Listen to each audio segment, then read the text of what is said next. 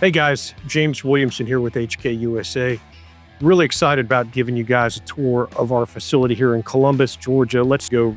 Now, let me take you into the gray room. This is our private museum piece of all of a collection of HK firearms that starts with the very earliest models all the way to our latest creations. Come on in. So here we are in the gray room, which is our private museum here at HK USA. And it showcases not every firearm in our catalog of weapons through over 75 years, but quite a few. And what I love about this room is the fact that it goes in kind of a chronological order.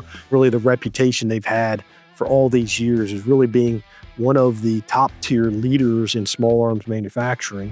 If we look here at the G3, you can look at a rifle that was designed for a specific German armed forces requirement to be the rifle that would rearm the German armed forces coming out of World War II. And the technology that is in this original weapon is something that was born out of that time frame. And they take it into a new rifle. They took it with an appreciation to say, let's build one system that can become a family of weapons across different calibers and different type of weapon systems. This same basic G3 design on 7.62, you can see was very easily modified into a 5.56 version. You can see shorter barrel versions in the HK53. You can see scoped precision marksman type models in both calibers as well, and then on into 9mm with the MP5, all based on the same receiver with accessories that can mount on different weapon systems and all using the same tried and true roller delayed blowback operation.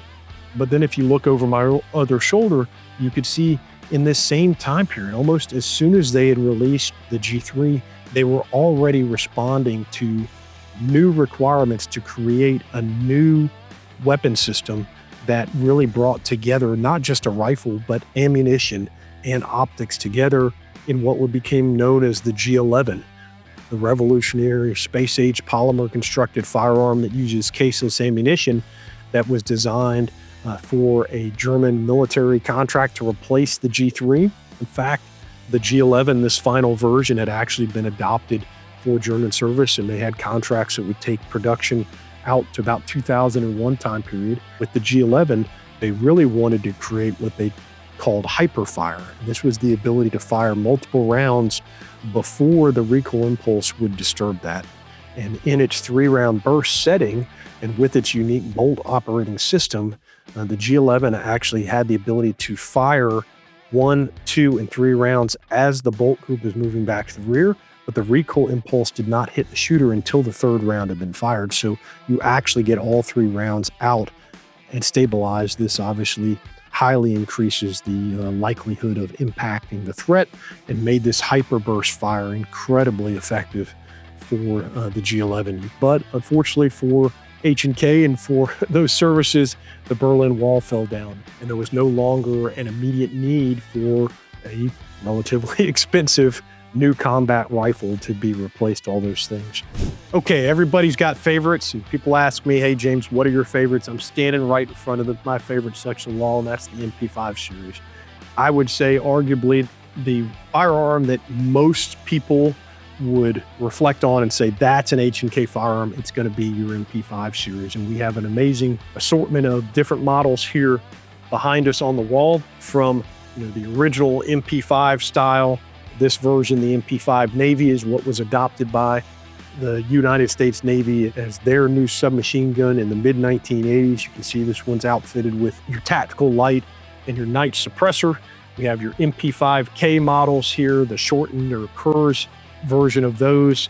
And then really kind of a pinnacle in the early 1990s, they introduced the 40 and the best millimeter MP5 10mm, which gave you the ability to now incorporate a bolt holder device that didn't exist on the 9mm models, allowing you to run this thing even more efficiently and in line with what we are really familiar with AR platform weapons or other modern rifles today.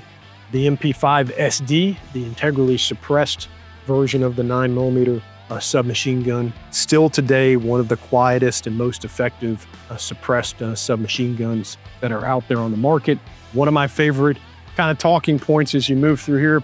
Some people say, hey, James, what's this, the lever on here? This was a modification for the MP5 for a specific customer up in the great snowy hinterlands of Europe who said, hey, we love these MP5s, but we don't like to take our mittens off to shoot. So we came up with a winter trigger, which allowed you to fire the weapon with your mittens on. And then can't walk by this area without looking at the MP5K briefcase.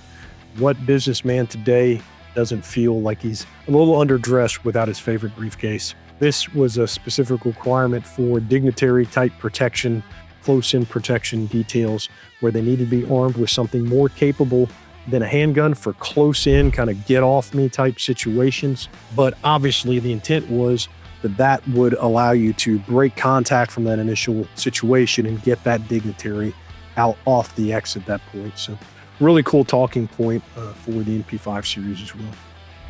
I love being here in the Gray Room. I love sharing the history of our company. Few of the firearms that are here on this kind of legacy wall that are still in full use across the globe. But as much as I like talking about the history of the company, and over 75 years now of that, what I think really motivates me, specifically my role here at H&K, is where we're going in the future. Releases that we've done over the last year here in our commercial market, specifically the CC9, the MR556A4 and 762 in multiple different variants, reintroducing now the VP9A1 across the full line of VP9 family of weapons, and now most recently your VP9CC, and so many more that we're working on. What can I say, but it is a great time to be an H&K fan. We always focus on the requirements from our top tier customers, and that's not going to change. The development programs that we are currently working on are going to continue to keep this company on the leading edge of small arms manufacturing well into the future.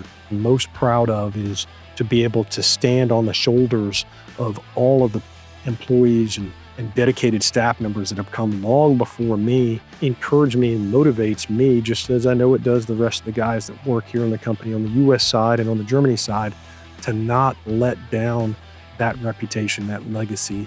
Really super proud of being here, really super proud to be able to showcase our new firearms with you today. Here at H&K, we're the best and we know it. Thanks for joining us today.